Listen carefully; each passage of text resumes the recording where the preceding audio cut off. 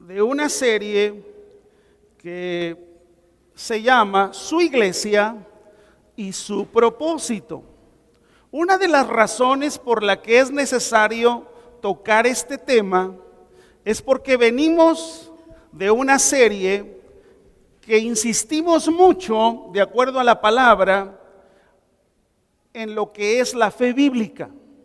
Entonces es necesario que cuando nosotros entendemos eso de la fe salvadora, la fe redentora, la fe que sana, entonces necesitamos saber que todos esos lavados, regenerados con su sangre, necesitan ser la iglesia.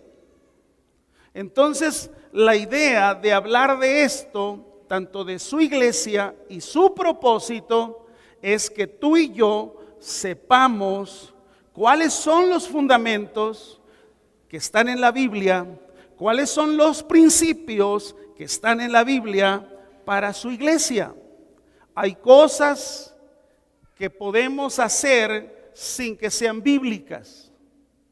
Hay cosas que podemos practicar sin ser bíblicas. Algunas de esas cosas que practicamos no necesariamente van a ser pecado, pero no tienen la orden de importancia en ese sentido. Así que creo que es necesario definir, ¿verdad?, qué es la iglesia. Comúnmente se oye: yo voy a tal iglesia los domingos, y confundimos el lugar de reunión como si fuera una iglesia.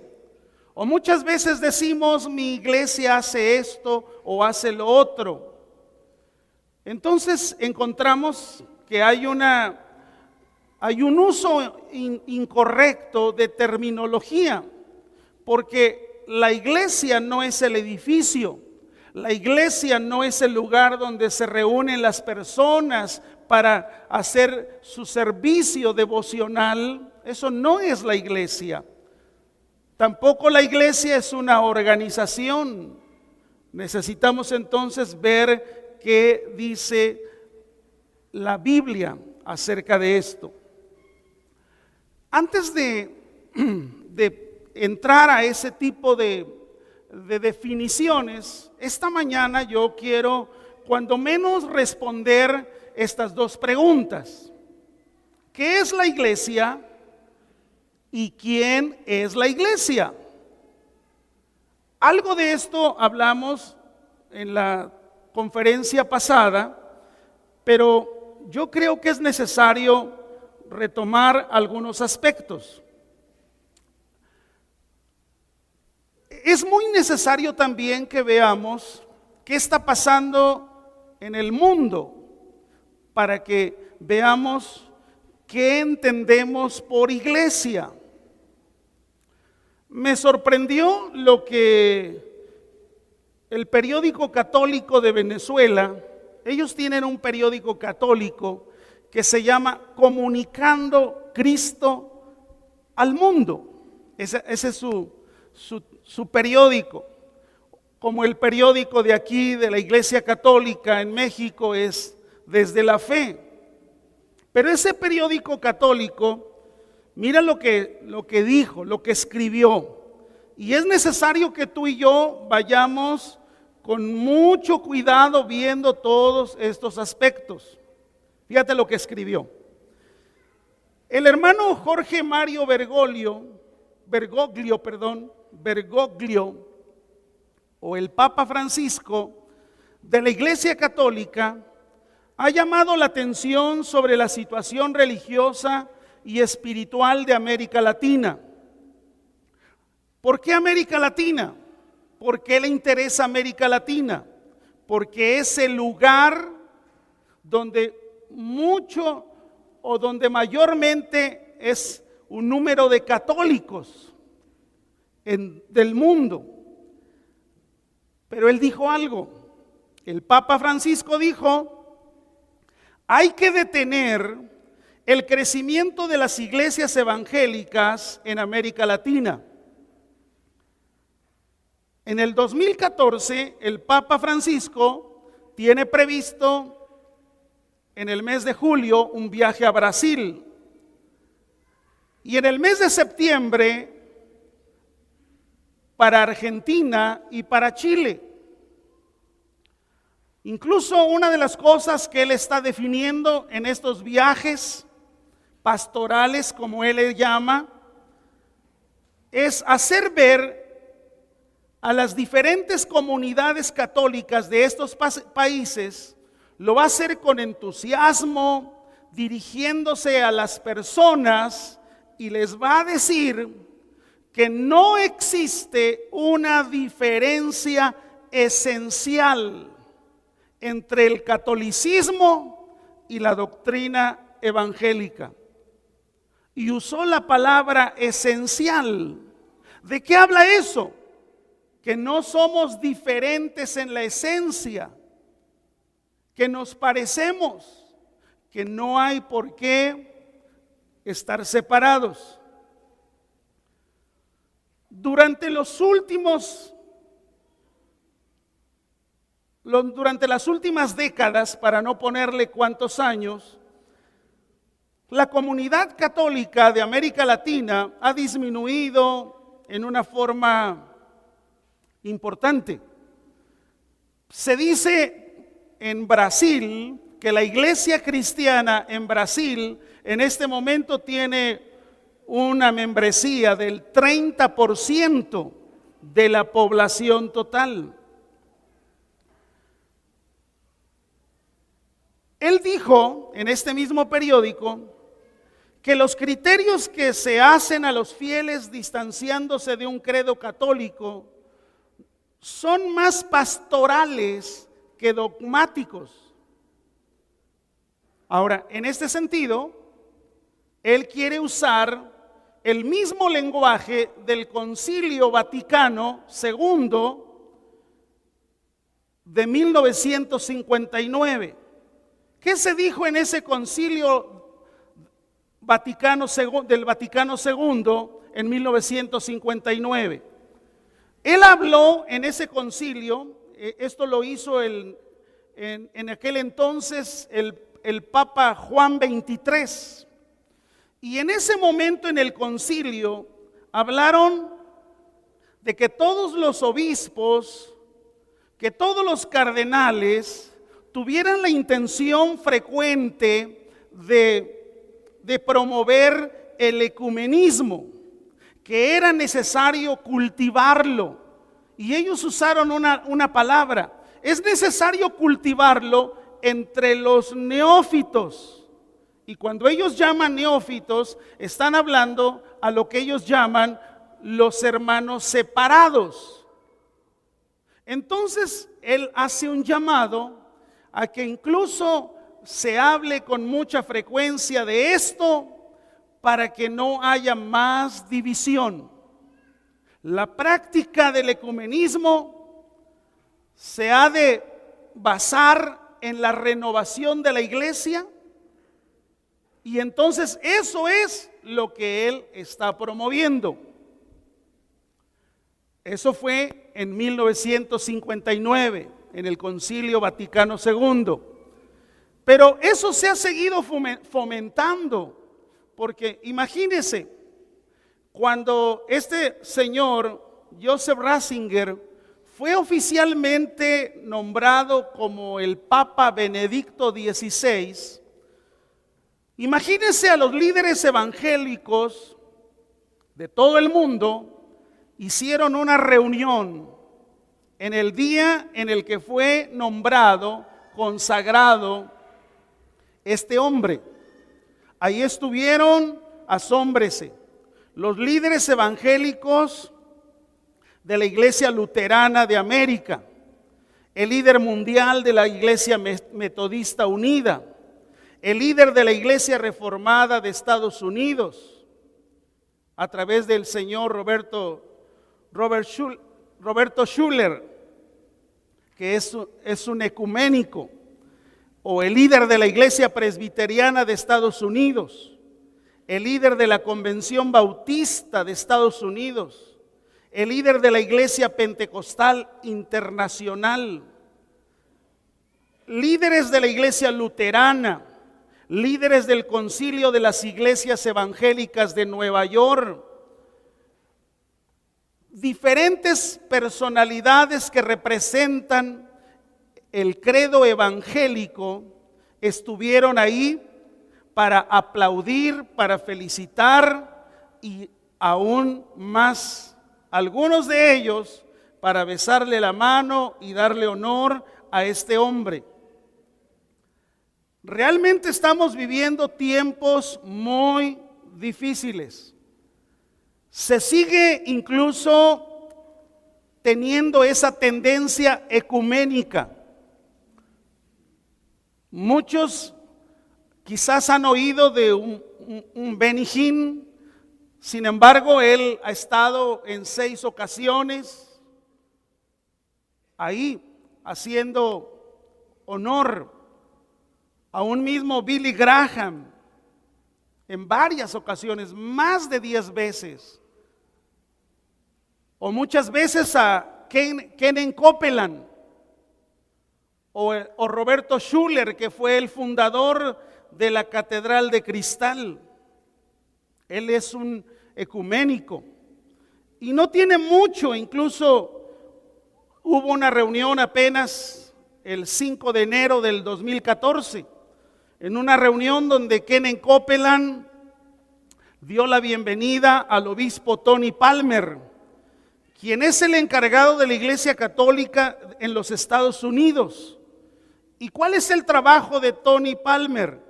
Buscar el ecumenismo en ese país, al grado que en la misma reunión de Kenneth Copeland se hace un enlace directo con el Papa Francisco para darle un saludo a la iglesia evangélica que pastorea Kenneth Copeland. Amados, con todo esto, lo que yo veo es tiempos peligrosos. Y es tan peligroso este asunto que muchas veces aún nosotros como cristianos no hemos visto la verdadera separación en lo que tiene que ver con la mesa de los demonios y la mesa del Señor. Y cuando hablamos aún de la mesa de los demonios, no lo digo yo, lo dice Pablo en una de las cartas, se refiere exactamente a la adoración a idolatría y adoración a ídolos. ¿Y cuántas veces aún cristianos evangélicos dicen: no es malo si yo tengo que entregar a mi hijo, a mi hija, porque se casó con un católico o con una católica? Y empezamos a buscarle un montón de enredos, pensando que de esa manera estoy solo saldando mi responsabilidad. Es que soy su padre, es que soy su madre, ¿quién va a ir? Y no solo eso, ¿qué de los bautizos? ¿Qué de las presentaciones? Amados, es necesario ver qué dice la palabra de Dios acerca de la iglesia. Si tú no alcanzas a ver esa separación, revisa entonces quién eres. Capaz que no has nacido de nuevo y no alcanzas a diferenciar, porque el que ha nacido de nuevo detesta el pecado, odia el pecado, no se va a parar en una mesa que sabe que no es más que a una adoración a dioses ajenos. Y dice la Biblia, mesa de demonios. Entonces, sí es muy necesario ver todo esto. Por eso dije, yo espero cuando menos responder estas dos preguntas.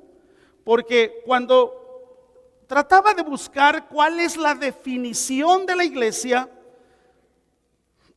la traté de resumir desde no términos teológicos ni raíces etimológicas, sino traté de que fuera más entendible.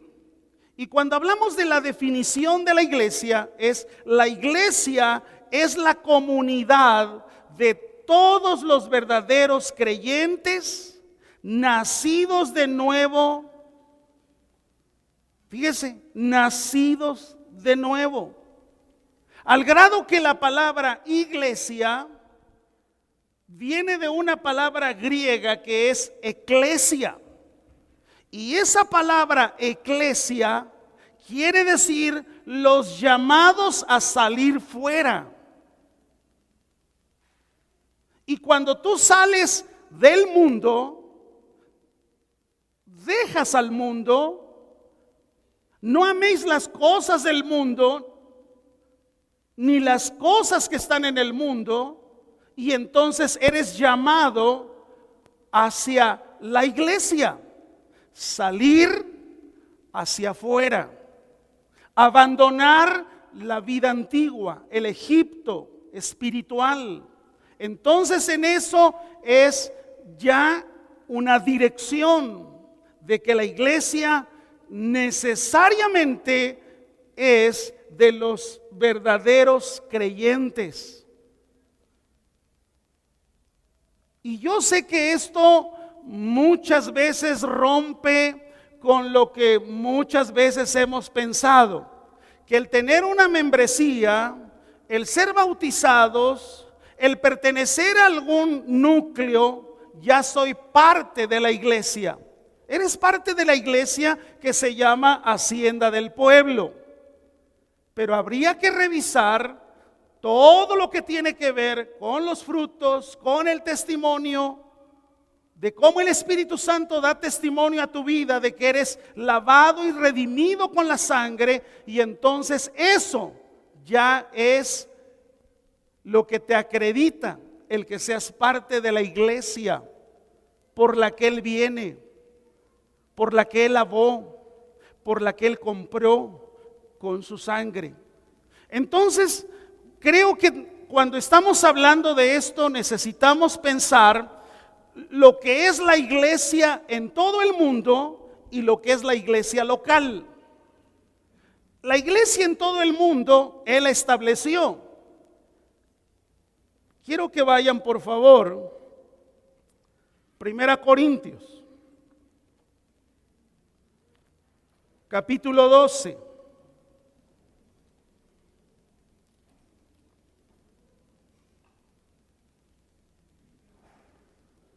Versículos 12 y 13. Así como el cuerpo es uno y tiene muchos miembros, pero todos los miembros del cuerpo, siendo muchos, son un solo cuerpo, así también Cristo. Porque por un solo espíritu fuimos todos bautizados en un cuerpo, siendo judíos o griegos, sean esclavos o libres, y a todos se nos dio a beber de un mismo espíritu. Aquí encontramos la fundación, aquí encontramos el fundamento de lo que es la iglesia universal. Y usar el término universal no es el nombre de una iglesia, sino usar el término universal está haciendo alusión a todo el mundo. Y nos referimos de esa manera. Ahora, cuando Él puso el fundamento de su iglesia, Él también nos hace ver algunas cosas que son necesarias para cuidar y saber y entender qué es la iglesia. Vamos a Hechos, capítulo 20.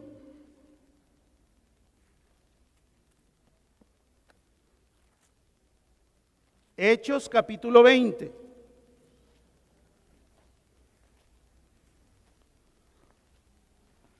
versículo 28. Dice la palabra de Dios. Leo todo el versículo.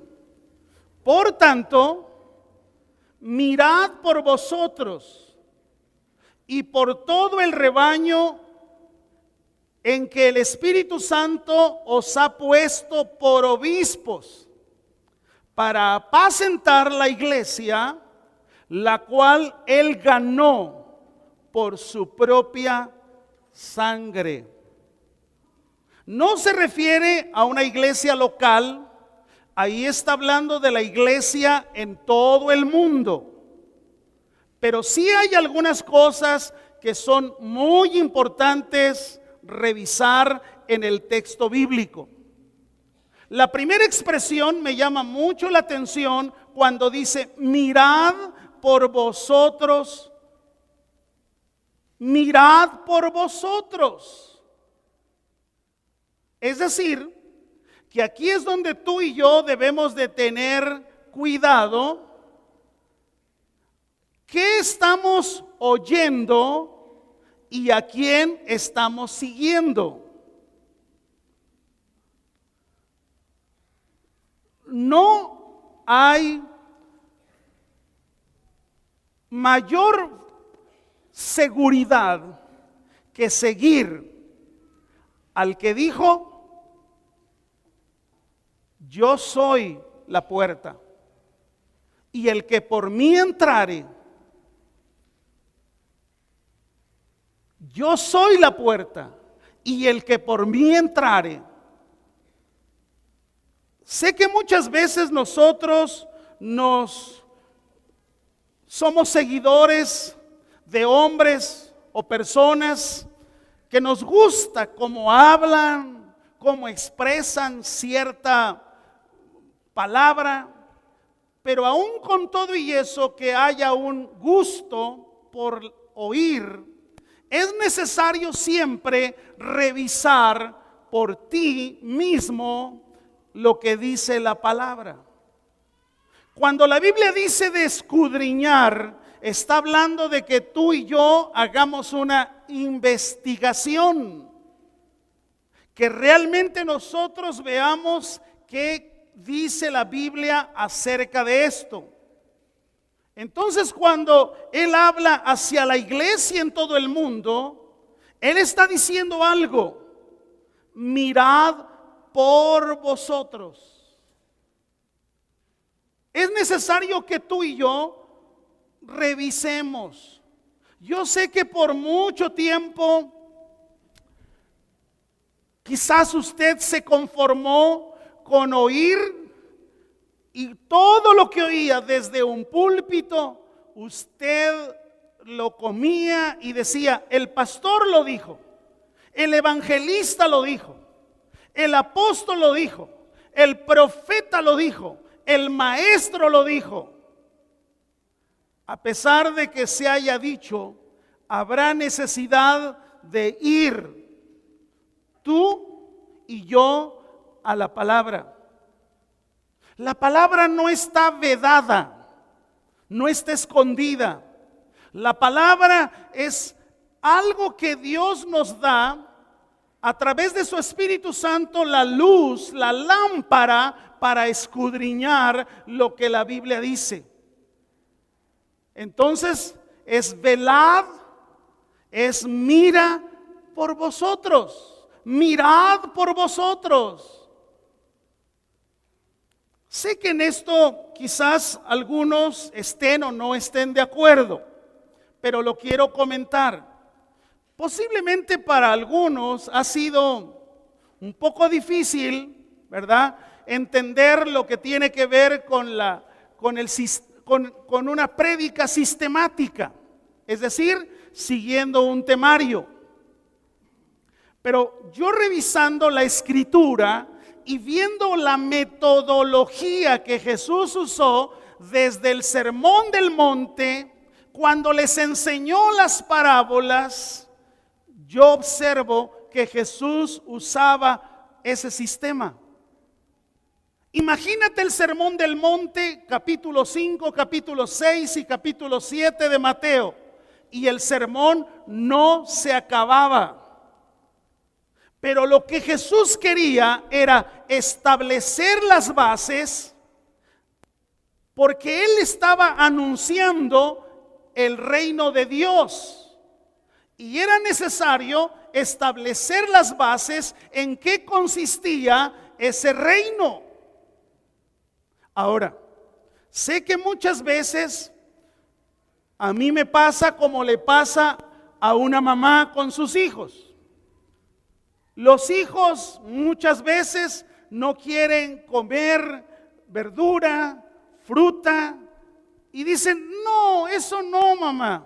Pero si usted le dice, te hago un hot dog, te compro una hamburguesa, ¿y qué prefieres, agua o Coca-Cola? El niño se pone feliz porque quiere la hamburguesa y quiere el refresco o la soda. Al final, si eso siguiera la mamá, va a hacer de su hijo un hijo obeso y también malnutrido. Antes se pensaba que el ser gordito era estar sano. Lo veías gordo y cachetón y decías, está sano. Hoy no. Hoy lo ves gordo y cachetón y hay que preocuparse. ¿Por qué? Porque quizás tiene un problema de obesidad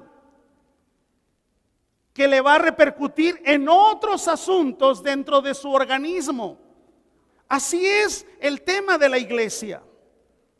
Es necesario que usted y yo sepamos qué es la iglesia y quién es la iglesia.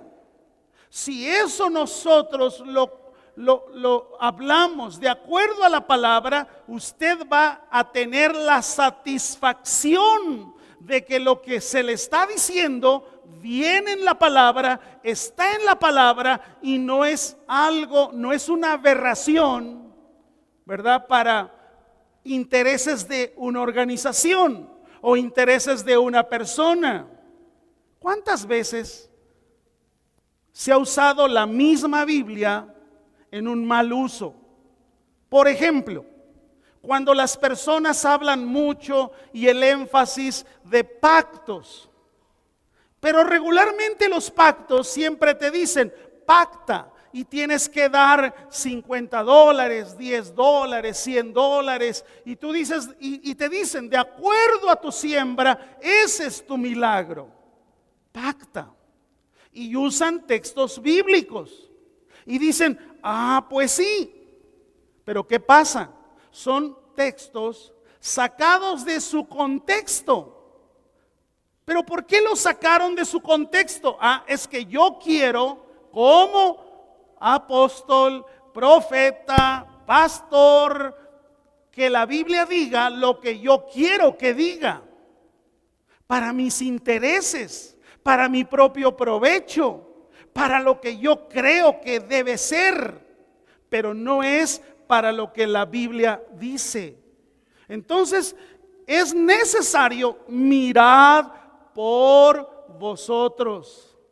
Y le vuelvo a decir, cuide que oye y cuide a quien sigue. Aun cuando se hable de la palabra, tiempos difíciles estaremos viviendo, mucho más difíciles. Entonces es necesario mirar por vosotros. Pero también hay algo ahí que es necesario. Dice, y por todo el rebaño.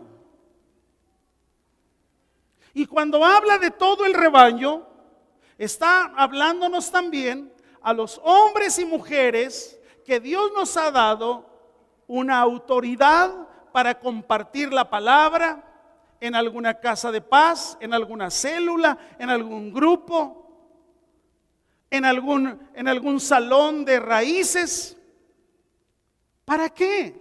Porque dice que tengo que mirar por mí, pero también dice y por todo el rebaño. Ahora, ¿por qué tengo que pensar en todo el rebaño? Porque la Biblia dice que debo cuidar al rebaño. ¿Qué hace una mamá que insiste con las frutas, que insiste con las verduras, que insiste con la carne, que insiste con el pescado, que insiste con la carne de pollo? ¿Por qué insiste la mamá?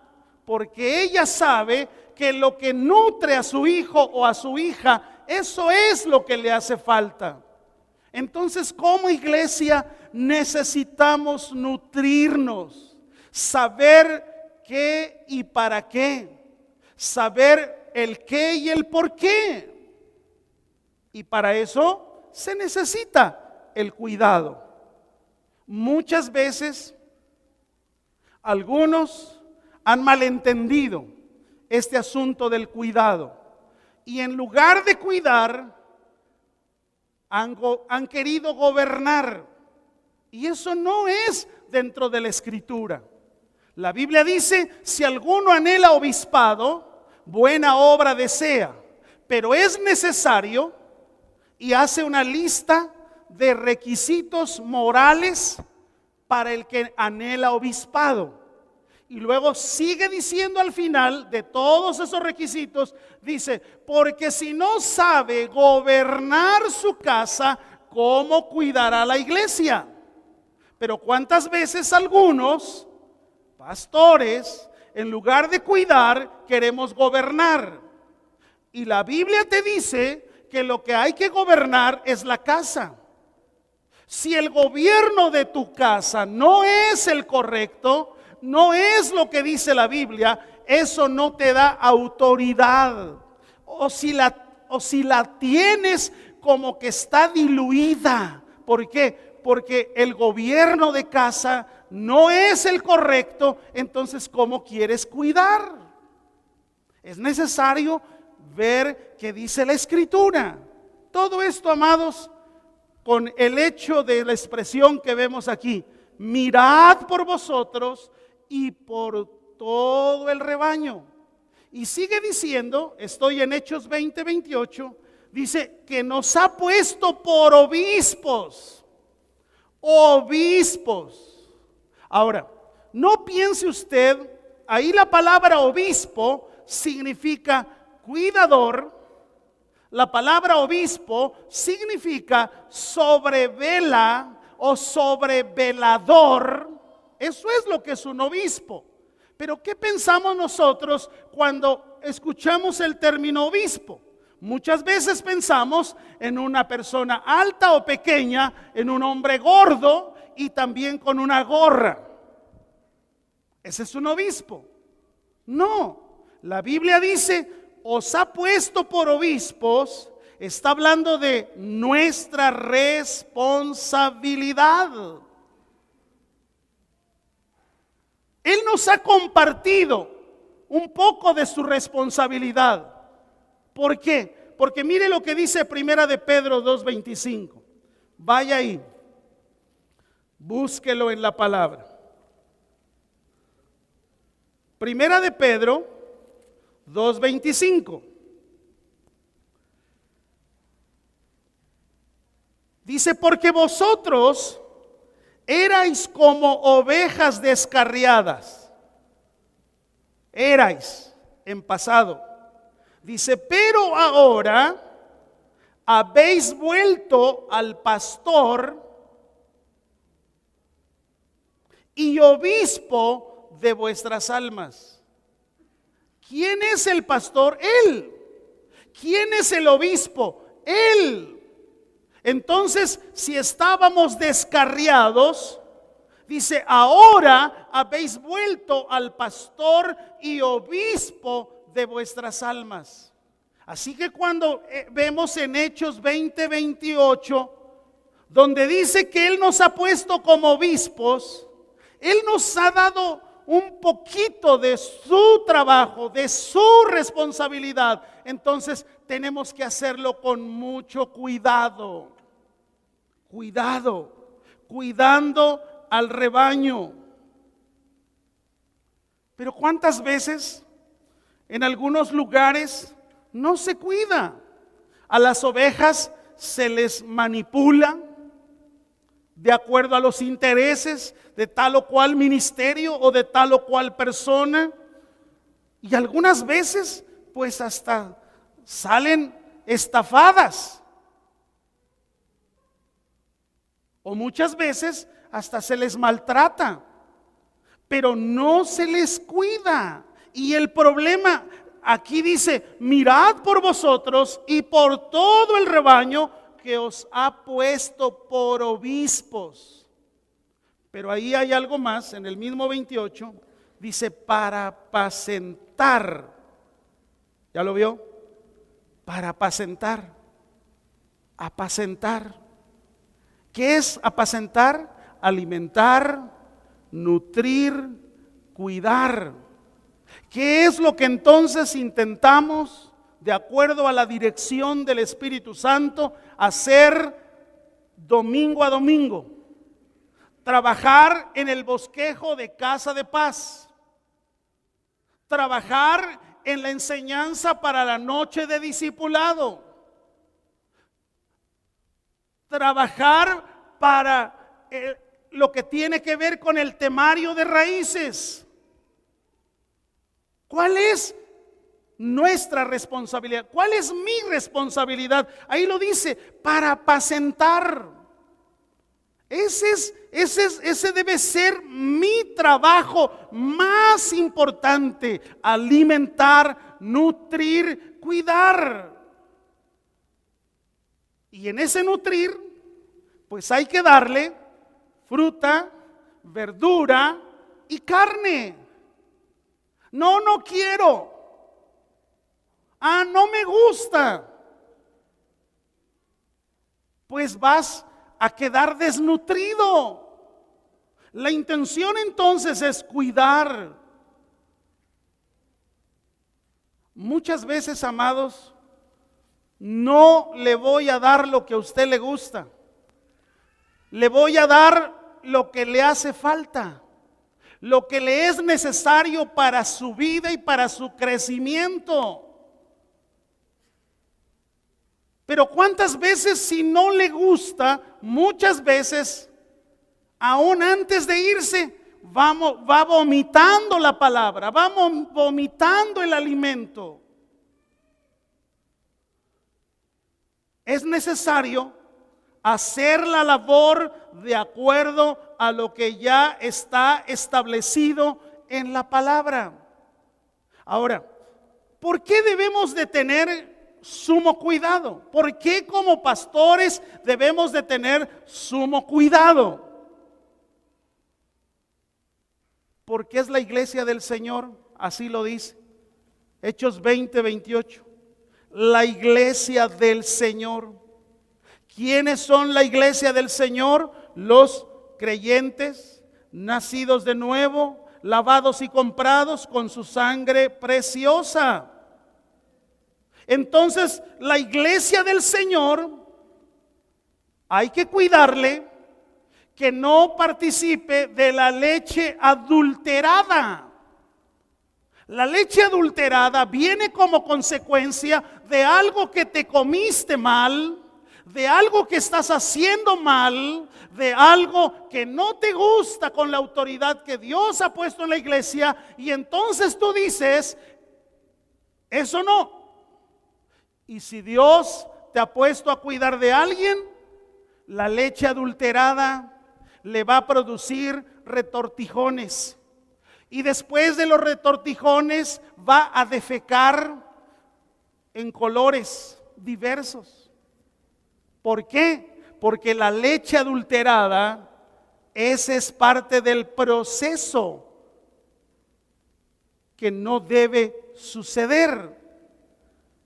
Ahora, debemos de tener más cuidado por la forma en que cierra el versículo 28. Estoy en Hechos 20:28. Y dice así: Él ganó por su propia sangre. No está hablando de una iglesia local, está hablando de la iglesia en todo el mundo. Compró con su sangre. su sangre preciosa, su sangre poderosa para perdonar pecados, poderosa para limpiarnos de toda maldad.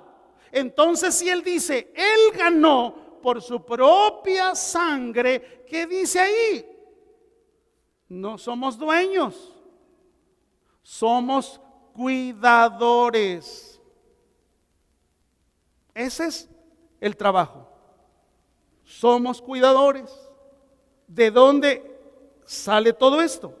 Pues que Cristo dio su sangre para comprar la iglesia donde Él es el dueño. ¿A qué iglesia se refiere? A la iglesia de todo el mundo. Dígale que no estoy, que estoy predicando.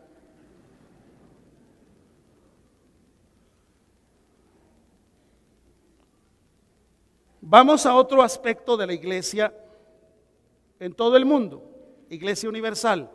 Estamos ahí, enfocándonos, que es la iglesia. Efesios 5.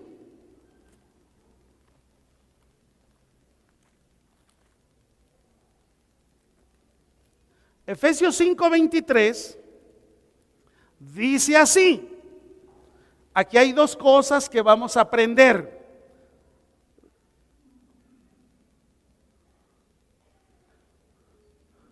Porque el marido, 5:23, porque el marido es cabeza de la mujer, así como Cristo es cabeza de la iglesia.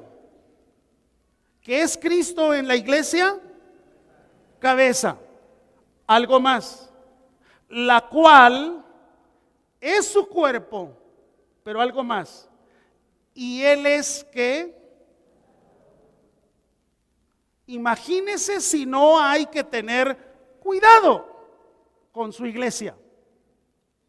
Por eso cuando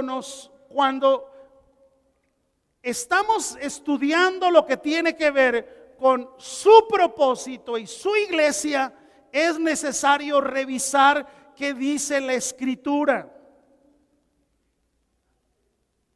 ¿Por qué? Porque si Él es la cabeza, ¿qué es nuestra cabeza en nuestro cuerpo? Es el centro de mando.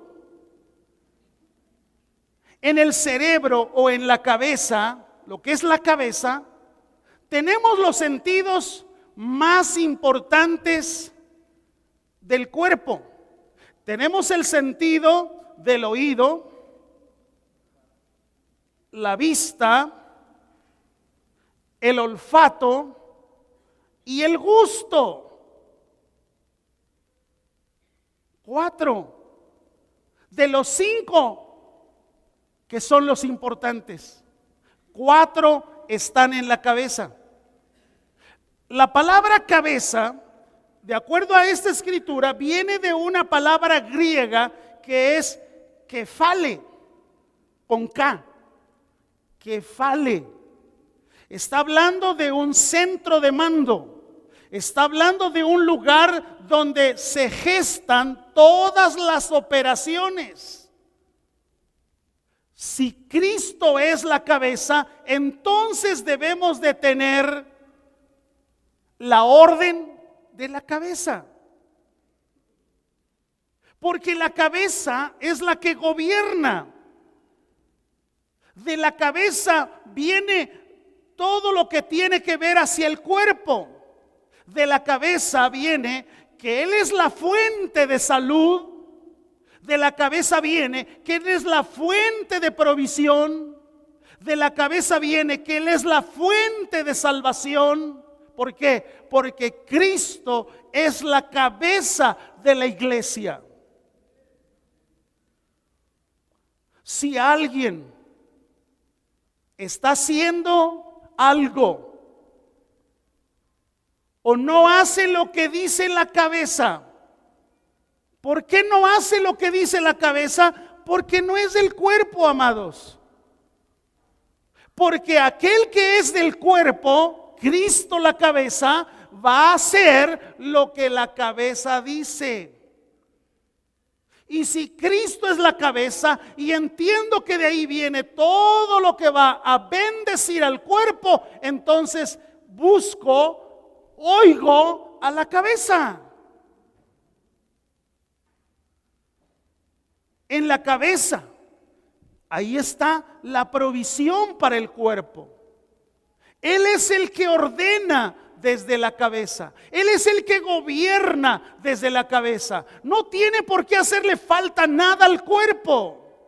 Pero si hay cosas que le hace falta al cuerpo, ¿por qué será? Porque no estamos oyendo a la cabeza. Eso la Escritura lo dice. Pero también nos habla que no solamente es la cabeza, sino dice que es el Salvador de la iglesia.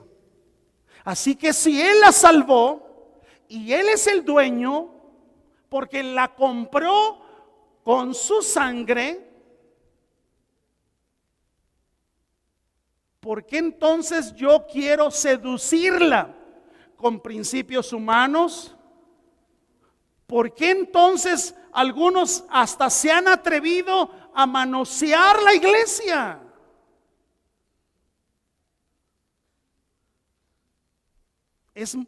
Es necesario que nuestro servicio tenga el cuidado, con temor y temblor, dice la palabra. ¿Por qué? Porque de acuerdo a la Biblia dice: Cristo es cabeza de la iglesia, la cual es su cuerpo y Él es su Salvador.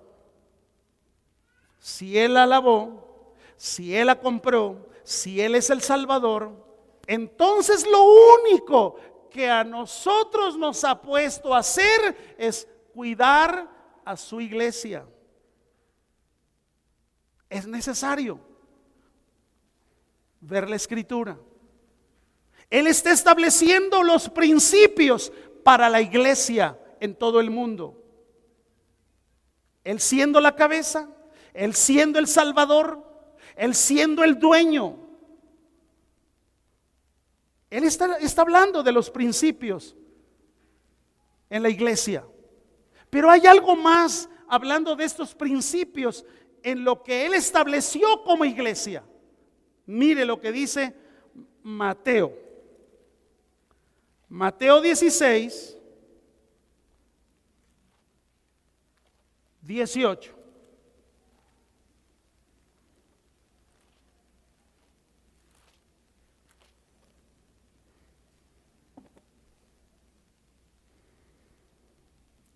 Hay algo más. Y esto nos debe de producir gozo, alegría, porque Él tiene todo el control. Dice la palabra del Señor, Mateo 16, 18. Y yo también te digo, tú eres Pedro, y sobre esta roca edificaré mi iglesia, y las puertas del Hades no prevalecerán contra ella. Este texto ha sido tan mal empleado por la Iglesia Católica Romana, diciendo que Pedro había sido el primer papa.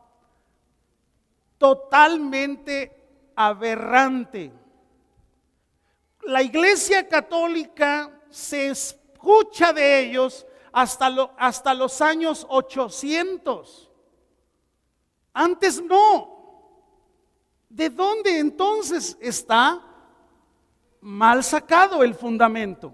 Ahora, cuando Jesús dijo aquí esto, no está hablando de que Pedro era el fundador. Lo que aquí dice la Biblia es que Cristo es su fundador y su fundamento. Y entonces, ¿por qué habla de Pedro? A Pedro lo menciona por la función que haría dentro de la iglesia. A Pedro lo menciona como te podría anunciar a cualquiera de nosotros si hubiéramos estado en aquellos días. Entonces cuando Jesús dijo, y yo también te digo que tú eres Pedro, está hablando, te necesito Pedro en lo que voy a hacer. Te necesito Pedro en lo que voy a fundar. Te necesito Pedro en lo que voy a establecer. ¿Por qué? Porque después de eso dice, y sobre esta roca. Ese y es separado de. Y sobre esta roca. Está hablando de Él. Él es el fundamento. Él es el fundador de la iglesia. Y dice ahí, y las puertas del Hades no prevalecerán contra ella. Dos cosas está diciendo Jesús. La primera, Cristo es fundador y fundamento de la iglesia. Segundo, Cristo es el protector de la iglesia. Porque dice ahí, y las puertas del Hades no prevalecerán contra ella. Cuando la Biblia habla de Hades, está hablando de el lugar de castigo para los espíritus de los incrédulos ya muertos. ¿Cómo se llega al Hades? A través de la muerte. Pero Jesús está diciendo, Satanás no tiene poder para detener la iglesia.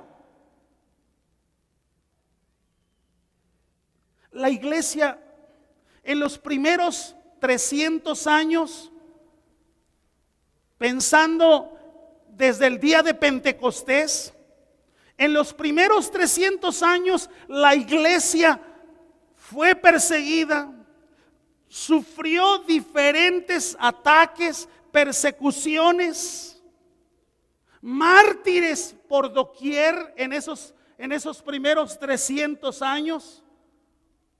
Pero escúcheme, entre más la perseguían, entre más era sacrificada, su número era mayor y su poder espiritual era mayor.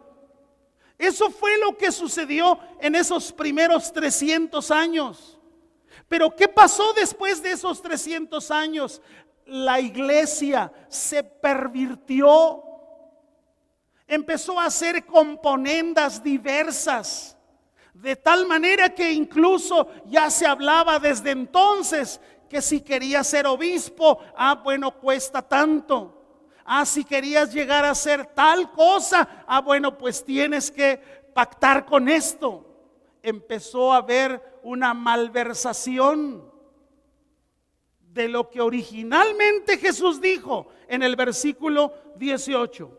Y yo también te digo que tú eres Pedro, y sobre esta roca edificaré mi iglesia, y las puertas del Hades no prevalecerán contra ella. Vino una época que en los libros de historia no lo relatan, y era la Edad Media. En la Edad Media parecía que la iglesia había muerto. Las iglesias de antaño, como aquellas de Éfeso, Tesalónica, no habían permanecido, se habían acabado. Así que en esa Edad Media parecía que la iglesia había sido raída de todo el mapa del mundo. Sin embargo, su Espíritu Santo, el mismo que dijo, ni aun las puertas del infierno prevalecerán contra ella. ¿Qué fue lo que sucedió? Que dentro de la misma iglesia surgieron monjes, sacerdotes, con una convicción de la palabra de Dios, con una convicción de que la salvación no era por obras, sino era por la fe. Y hoy la salvación por la fe está siendo agredida. La gente solo quiere oír qué hago, qué desarrollo, cuánto tengo que dar. Y es ahí donde han surgido diferentes iglesias, Una iglesia, por ejemplo, de origen brasileño, cuando llegó aquí, era la Iglesia Universal. Más tarde se le llamó Oración Fuerte al Espíritu Santo. Más tarde se le llamó Pare de Sufrir. ¿Y qué es lo que vemos en ese tipo de organizaciones? Todo lo contrario a lo que dijo Jesús que era la iglesia. ¿Qué hemos aprendido en esta mañana? ¿Qué es la iglesia? Número 1, que Él es el dueño, porque la compró con su sangre. Número 2, que Él es la cabeza y Él es el Salvador. Número 3, que Él es el fundador y el fundamento. Y número 4, que Él es el protector de la iglesia.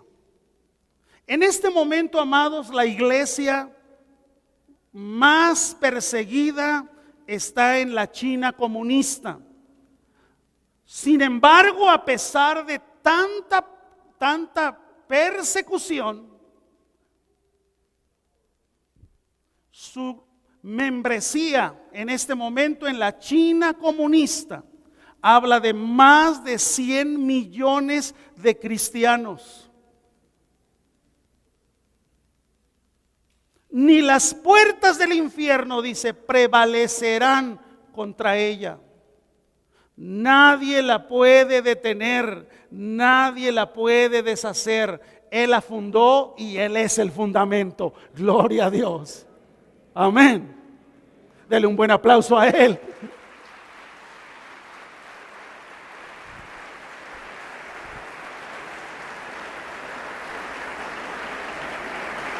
Es decir, nadie podrá derrotarla. Nadie. De la iglesia en todo el mundo, el dueño, la cabeza, Él la compró, Él es el fundamento, Él la fundó, Él la cuida. Nos vamos a una iglesia local.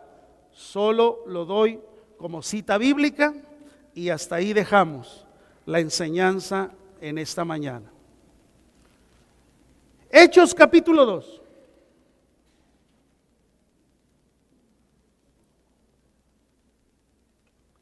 Hechos capítulo 2.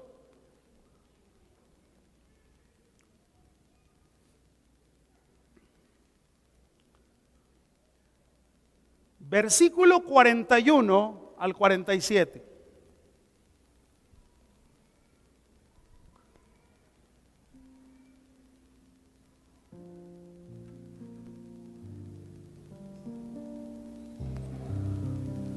Fíjese aquí la iglesia local. Solo estoy presentándote una, pero en el Nuevo Testamento hay muchas iglesias locales. Versículo 41. Leo para ustedes. Así que los que recibieron su palabra fueron bautizados. Y se añadieron aquel día como 3,000 personas. Y perseveraban en la doctrina de los apóstoles, en la comunión unos con otros, en el partimiento del pan y en las oraciones. Ahora vea la vida de esos primeros cristianos. Y sobrevino temor a toda persona, y muchas maravillas y señales eran hechas por los apóstoles. Todos los que habían creído estaban juntos y tenían en común todas las cosas, y vendían sus propiedades y sus bienes y los repartían a todos según la necesidad de cada uno. Y perseverando unánimes cada día en el templo y partiendo el pan en las casas, comían juntos con alegría y sencillez de corazón, alabando a Dios y teniendo favor con todo el pueblo. Pero mire cómo cierra. Y el Señor añadía cada día a la iglesia los que habían ¿de qué?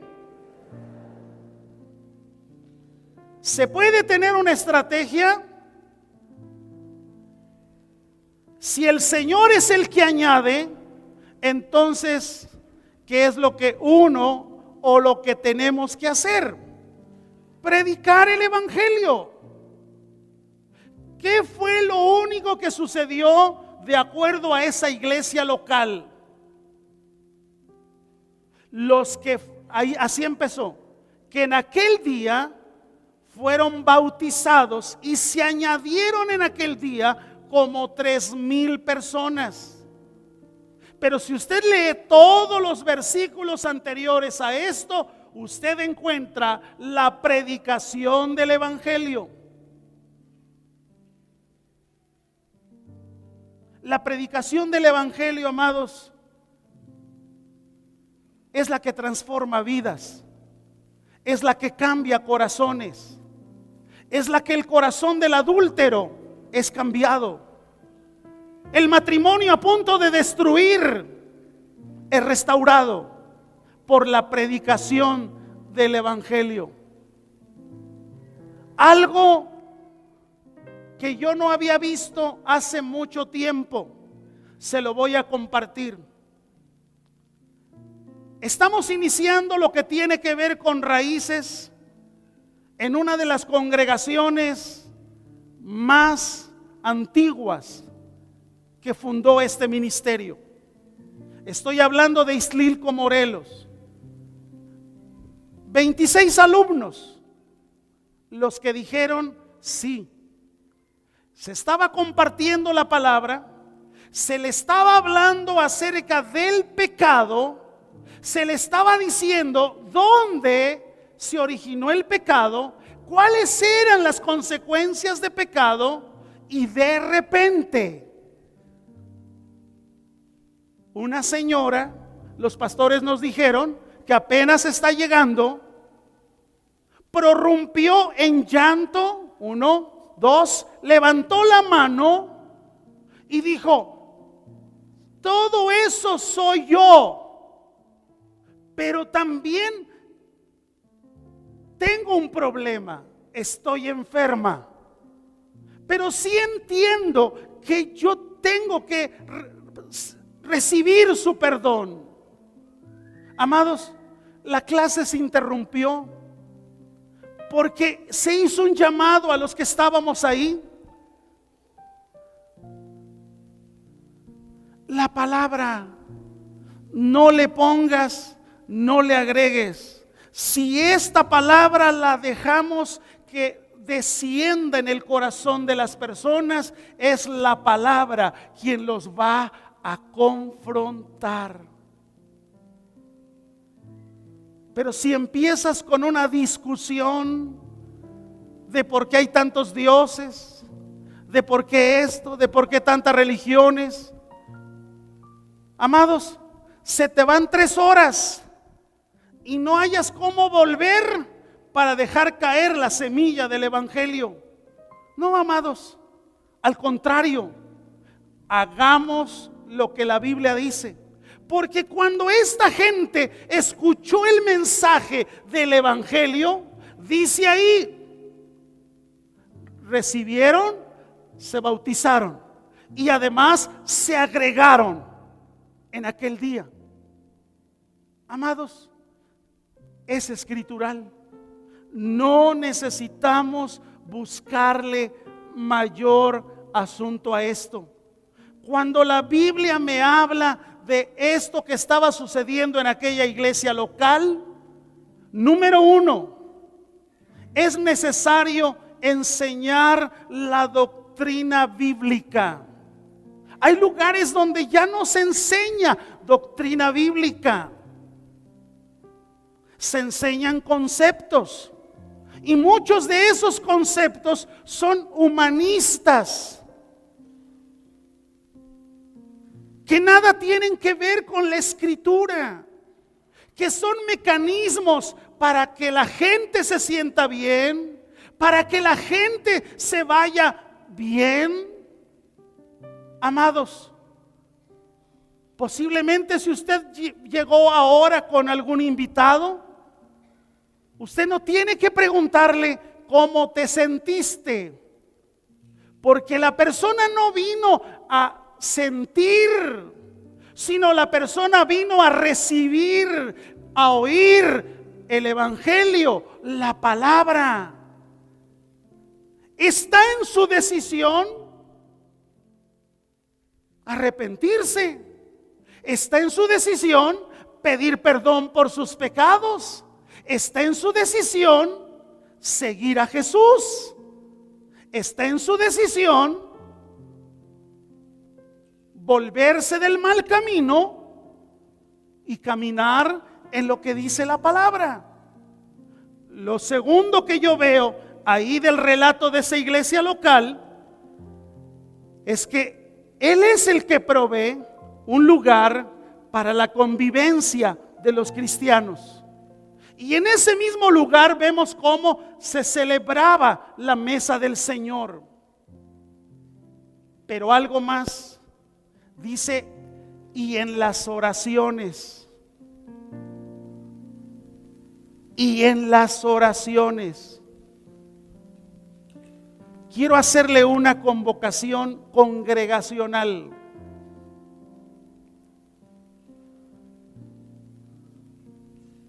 Estamos determinando volver a esto como pastores, como cuidadores, como equipo pastoral y ministerial, determinando volver a esto. Y cuando se determina, observamos algo, que necesitamos orar.